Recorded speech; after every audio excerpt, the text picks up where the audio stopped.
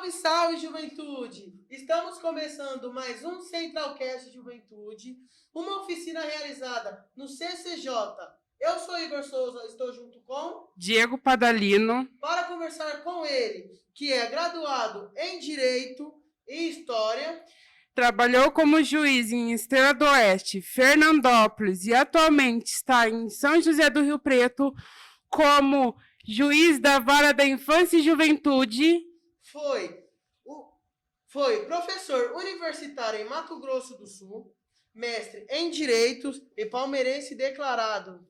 Ele que bate o martelo e faz a juventude tremer. Com vocês, Evandro Pelarim!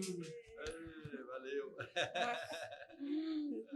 Agradecemos por achar um tempo na sua agenda. E a primeira pergunta é: como devemos chamar o senhor? O jeito mais respeitoso que eu acho para as pessoas me chamarem é de Evandro Pelarim, pelo nome. Então, sempre de costume, quando a gente tem um convidado, a gente faz a pergunta. Então, quem é Evandro Pelarim? Vou começar pelo fim aí. Torcedor da CEP, Sociedade Esportiva Palmeiras, né? Gosto bastante de esportes, muito. Curto muito futebol, vôlei, basquete, adoro basquete. Olimpíadas, para mim, é a melhor época de 4 anos, eu fico na televisão direto. Talvez meu sonho fosse ser um atleta, mas não deu para ser atleta, né? Então, vamos para a área do direito.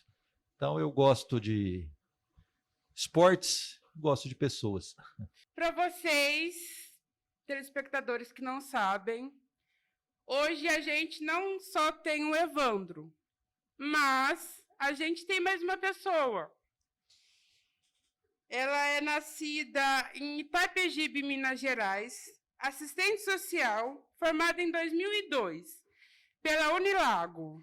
Mora em Rio Preto, 18 anos, trabalha pela prefeitura daqui desde 2008.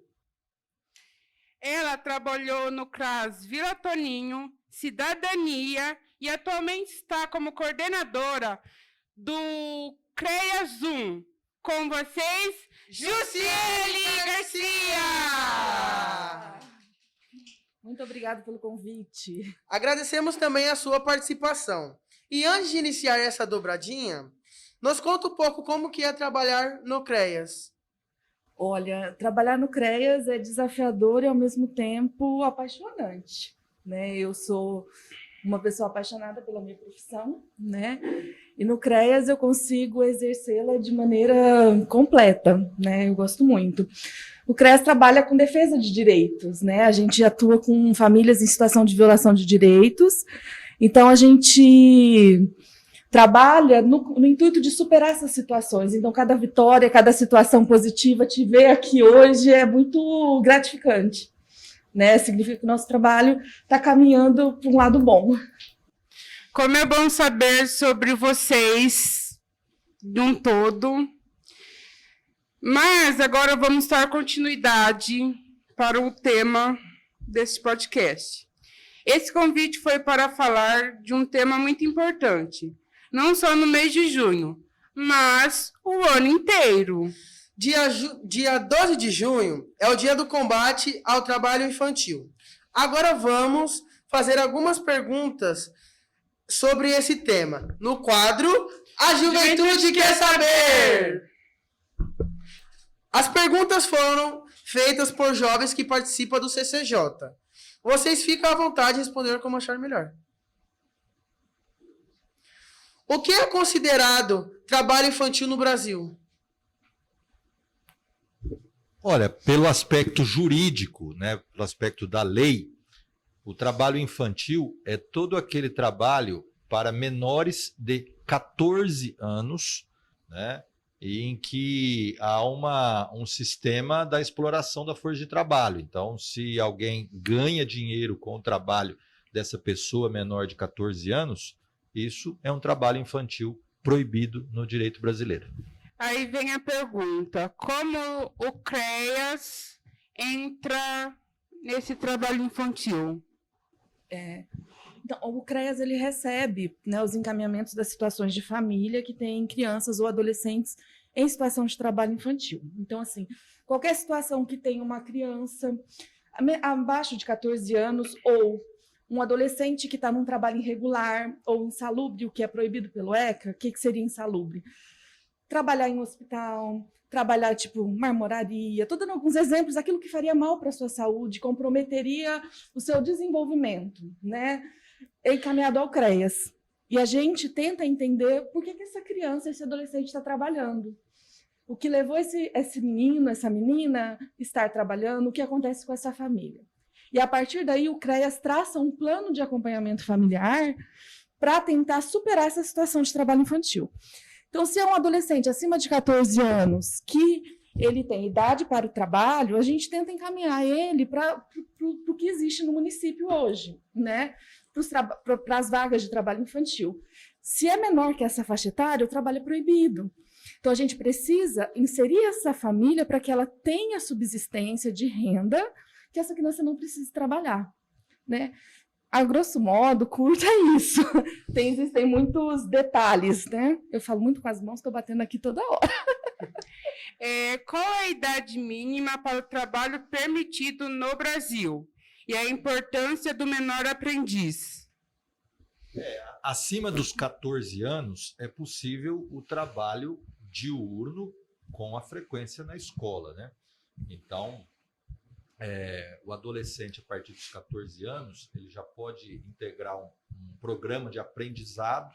Aqui em São José do Rio Preto, nós temos algumas instituições que fazem um programa. Aqui pertinho nós temos a Arprom, né, para os adolescentes. Nós temos também FUBEIAS, temos o CIE, temos várias instituições que acolhem esses adolescentes para ensinar uma profissão e aí já encaminha para o mercado de trabalho também. Então, um sistema de aprendizado a partir dos 14 anos.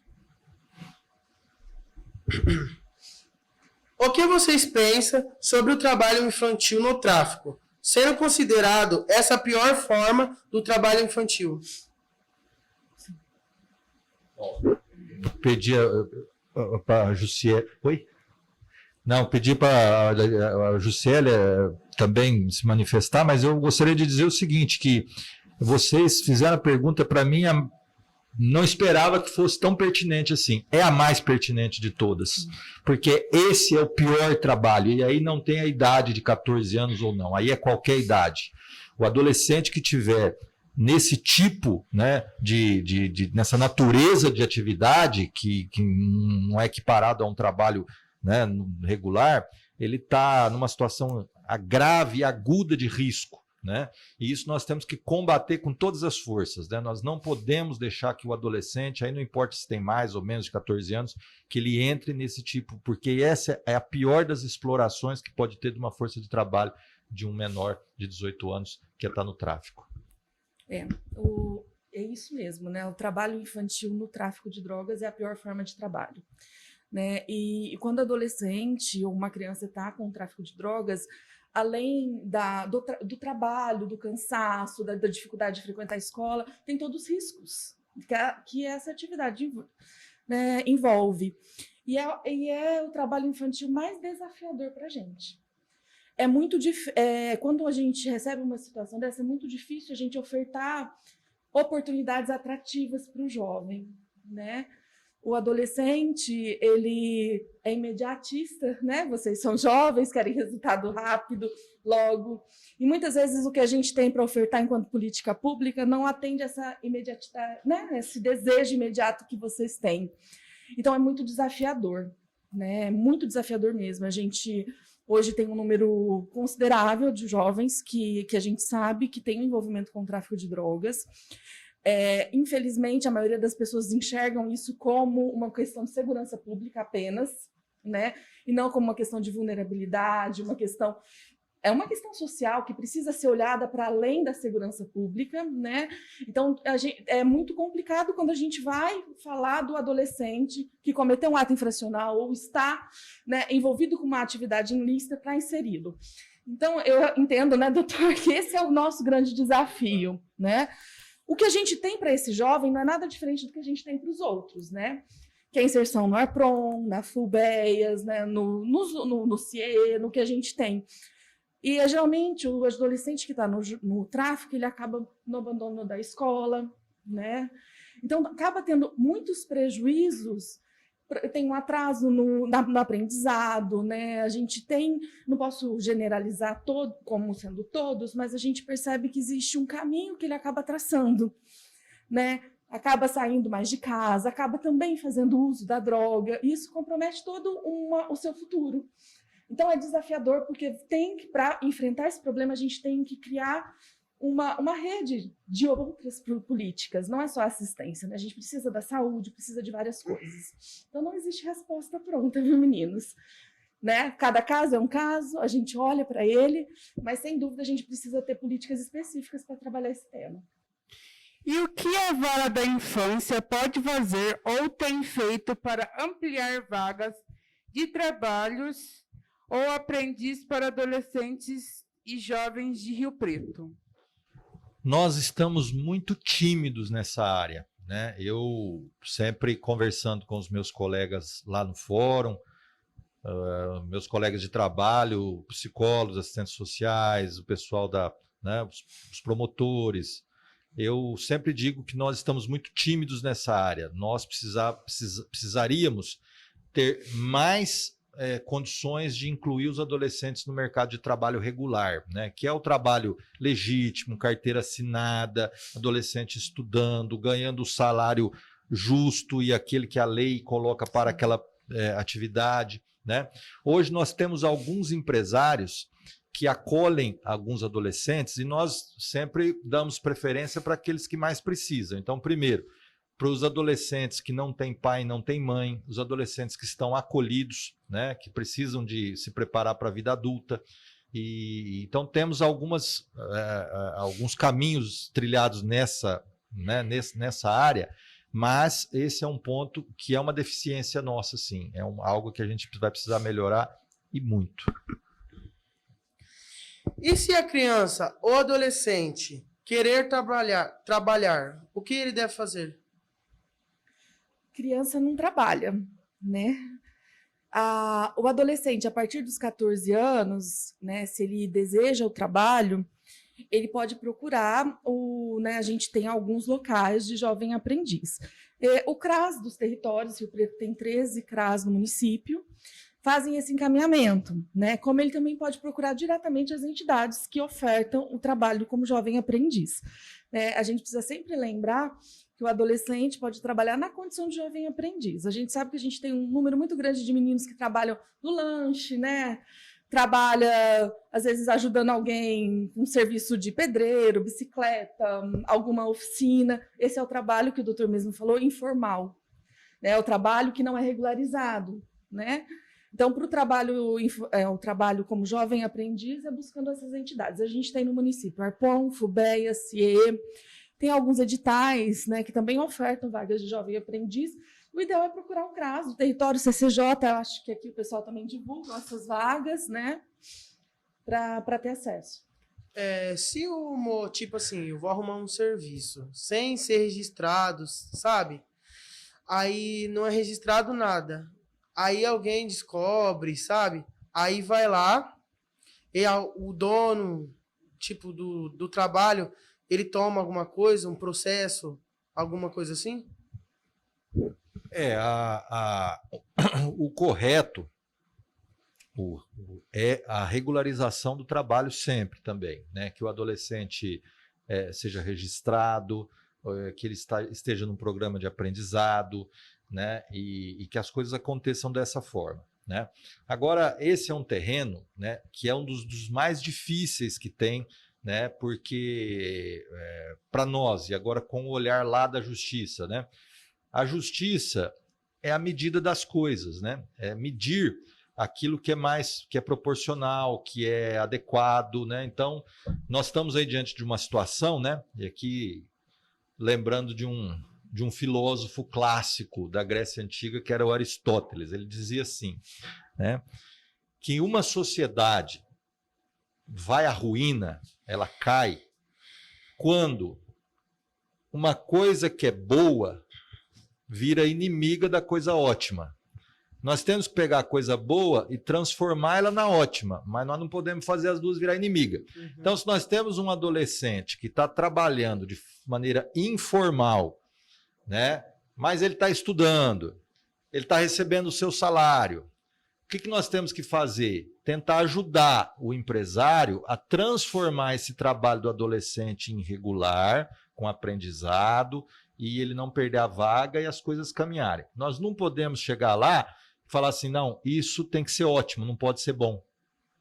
Porque aí nós vamos ter um adolescente na rua e vamos ter um empresário multado sem alguém que poderia estar ali também, né, acolhendo. Então, nós temos que trabalhar no sentido positivo, de pegar a coisa que está boa, mas precisaria ser ótima, e caminhar para o ótimo, né? Então, é um sistema difícil, complicado, né?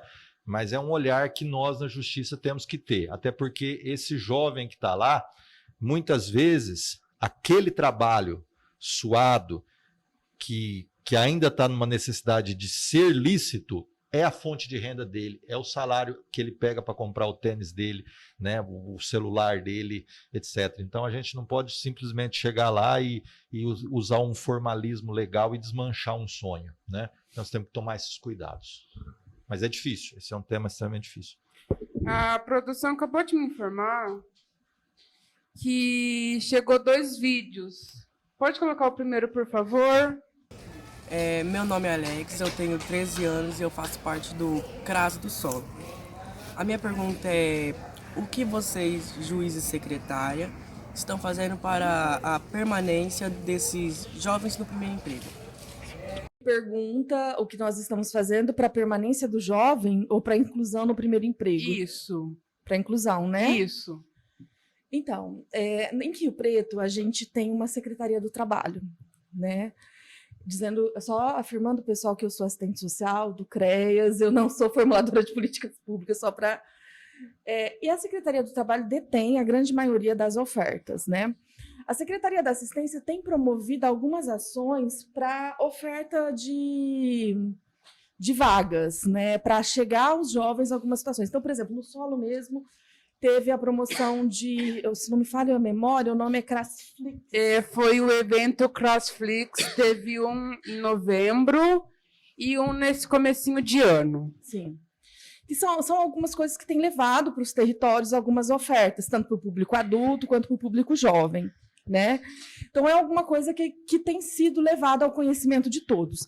Mas, assim, enquanto trabalhadora do SUAS, eu reconheço que ainda são... tacanho, né? A gente precisa melhorar. É pequeno ainda diante do que a gente tem vivenciado e percebido das famílias da necessidade de trabalhar. O meu primeiro emprego ele é fundamental, né? Então, quando a gente fala do jovem aprendiz, porque a gente entende que o trabalho ele não pode trazer prejuízo para o jovem, né? Então, quando o doutor fala da questão do trabalho irregular, é porque a legislação e as pessoas que estudaram, né, e pensaram isso, é que o trabalho, ele, como é uma fonte de renda, é muito fácil que ele se torne algo mais importante. E a gente entende que o estudo, o trabalho, a preparação, eles têm que caminhar juntos, né? Por isso que quando a gente sempre fala, precisa estar na escola, o trabalho precisa ser não só como uma forma de você ofertar a sua força de trabalho, mas que você também aprenda alguma coisa, porque senão fica o trabalho pelo trabalho. E o objetivo é que o jovem cresça nisso, né? Eu fugi um pouco da pergunta. Não, tudo bem. Próximo vídeo, por favor. Qual a lei que protege as crianças do trabalho infantil? Ele pergunta qual lei que protege a criança do trabalho infantil. A primeira é a Constituição Federal. Ela é a lei maior, né? É a lei das leis, é a lei que está acima de todas. Lá tem os primeiros dispositivos que falam a respeito do trabalho a partir dos 14 anos. Aí depois tem o Estatuto da Criança e Adolescente. O Estatuto da Criança e Adolescente disciplina as várias formas de trabalho do adolescente.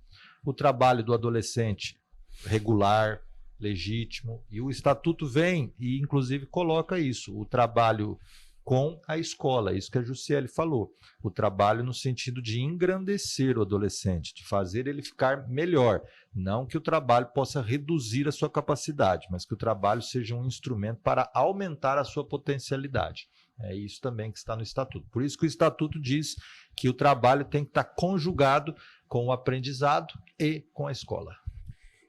E lembre-se, pensar, falar, comentar é um ato de combate. Mas os jovens que fizeram outras perguntas que serão feitas para vocês no quadro Perguntas Aleatórias. Produção. Obrigado. É você, amigo. Por qual causa o senhor gostaria de bater o martelo? O fim do tráfico de drogas, adolescentes envolvidos com tráfico de drogas. Jussiele, o que você modificaria na educação? Eu queria uma escola mais inclusiva, que consiga olhar para o aluno de acordo com as suas necessidades. Então, eu modificaria esse modo de ensinar que a gente vê hoje meio pronto, né? Que o aluno tem que se encaixar dentro do que está proposto. Juiz, qual a principal causa da violência na juventude? Nossa, são tantas causas importantes, mas hoje eu talvez colocaria tráfico, a pobreza extrema, eu colocaria a falta de acesso a algumas oportunidades muito básicas, eu colocaria o que a Jussiele falou sobre o ensino de qualidade, algo que a gente precisaria lutar muito para ter uma escola muito atrativa, né, que realmente despertasse na criança e principalmente no adolescente o desejo de ficar ali, de permanecer ali, de construir ali parte significativa da sua vida, né? Mas eu ficaria por aí. Não é só porque a gente fez, não, mas essa pergunta é muito boa. Jussiele. Oi, Jesus. O que você faz nas horas vagas? Horas extras? Não mais. Já fiz bastante hora extra, levei trabalho para casa, mas aí depois de um tempo a gente amadurece e não faz mais isso. Olha, eu me divirto no sentido de sair com amigos. Eu tenho uma cachorrinha novinha, de 7 meses apenas, então estou apaixonada por ela. Então, hoje em dia, uma parte do meu tempo é dedicada a essa cachorrinha. E lá em casa são 2. Uma cachorra e uma gata. E quem comanda é a gata. É a gata? É a gata. Então, minha vida tem sido consumida quando eu estou em casa por ela, porque ela quer destruir caminha, quer subir nas coisas. Então, assim, eu gosto muito de viajar, de cozinhar. Então, nas horas vagas, ler são as paixões que eu tenho, né?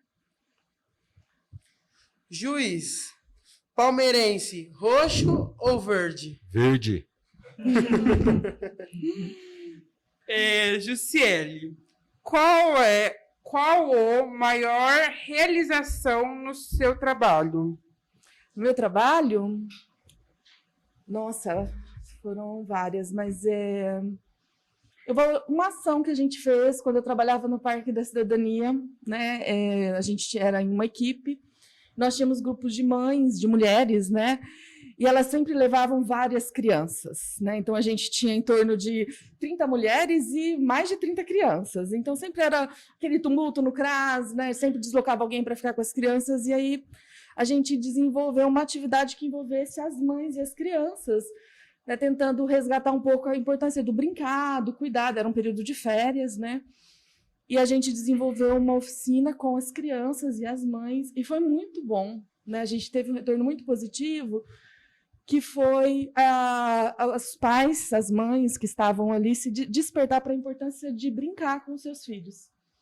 Né? Então, sempre que pergunta alguma coisa, me remete a isso, porque depois a gente teve retorno dessas famílias, a gente teve retorno das escolas, das creches, como muito positivo, e coisas simples, brincar de amarelinha, construir um brinquedo de mão, né? De brincadeiras simples. Juiz, o que te motivou a ser juiz? Acho que foi a necessidade. Necessidade de trabalhar, né? E quando entrei na faculdade, me dediquei muito, estudei durante os 5 anos muito, muito mesmo. Eu era conhecido como CDF mesmo, desde a faculdade. E assim que saí da faculdade, eu precisava ter um emprego, trabalhar, né? E fui fazer os concursos. Então, é a necessidade mesmo. O CDF venceu. Antes de acabar o perguntas aleatórias, eu sei que meus professores falaram para não fazer essa pergunta. Mas eu vou ter que fazer. Tem que fazer. Eu vou ter que fazer. Cadê o título mundial do Palmeiras? Essa foi boa. Esse aí é o título de 1951. Então, como ele já Você é respondeu- corintiano, Diego? Sem comentários. É muito legal, muito divertido esse momento de perguntas aleatórias. Mas estamos chegando ao fim. Mas não antes do quadro Pensa Rápido, Meu Deus. onde vocês dirão a primeira coisa que vem na cabeça quando disser algumas palavras ou frases, ou o nome do quadro já autoexplicativo. Pensa, Rápido. infância. Momento de brincar, diversão, Alegria. Justiça. sonho. Medida. Juventude. Sonhos. É sonho, sonho. Preconceito. Precisa ser combatido. É, mesmo, acompanho. Agora aqui. Polêmicas. Gasto de energias. Algo incontrolável. Liberdade. Igual a vida. Liberdade é fundamental. Agora, complete a frase para mim, Pelarim. Quando surge Alviverde... Imponente. Não, vai, continua. Me sinto feliz quando... Nossa, são tanto bom. Quando eu sinto que eu fiz a diferença na vida de Quando alguém. estou em lugares bacanas, sem qualquer tom bajulatório como aqui. Fico pé da vida quando... Eu não sei. Faz tempo que eu não fico pé da vida. Eu não tenho esse privilégio. Eu tenho ficado muito pé da vida ultimamente, mas eu posso dizer que em situações de injustiça. Uma mensagem para os jovens que estão nos assistindo.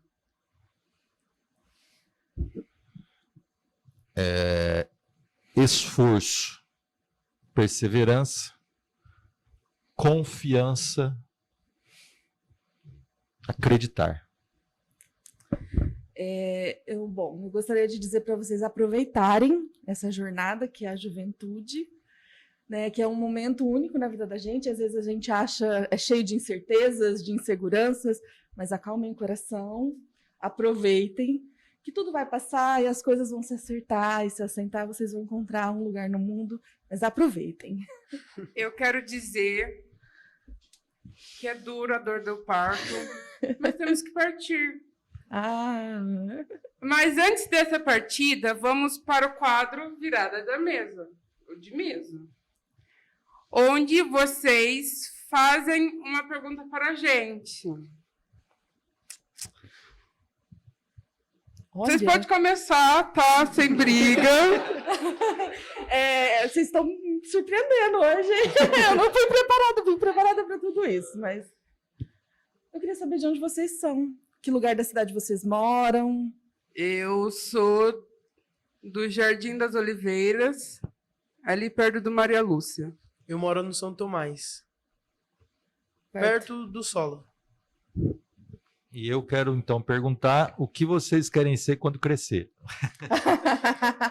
Como eu já sou uma criança grande, eu quero ser Eu quero ser exemplo. Eu quero ser exemplo para os meus amigos, para os meus professores, para os meus coordenadores. Eu quero ser exemplo de uma pessoa boa que passa na vida de cada um. Muito bom. Nossa, falou bonito, hein? Eu quero ser, quando eu crescer, uma pessoa boa, que ajuda bastante as pessoas. É isso. Eu quero ser uma pessoa boa, continuar uma pessoa boa como eu sou. Ter a minha vivência ainda. Sabe? A minha... Como... Eu esqueci aquela palavra. Aquela essência ainda. Pode fazer outra pergunta? Pode? Eu queria saber o que vocês fazem nas horas vagas. Nas horas vagas? O que vocês mais gostam de fazer? Eu estou, assim, numa semana tão frenética, que minhas horas vagas são aqui no CCJ, falando com você, falando com o Pelarim, indo no CCF, irritando os recepcionistas. É isso aí. Eu gosto de comer. Doido, mas eu gosto de comer também. Mas você cozinha também ou só come? Eu faço umas gororoba muito boas. Então tá bom. Então, não queria fazer os agradecimentos a vocês, porque foi uma conversa muito boa, mas, como eu falei, chega a partida. Triste. Muito obrigado mesmo pela disposição e conversa com a gente, pelas informações compartilhadas e muito obrigado também pelos pensamentos e cuidados com a juventude.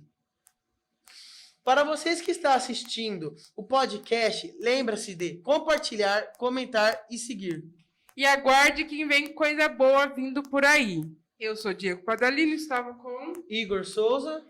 E esse foi mais um Centralcast Juventude!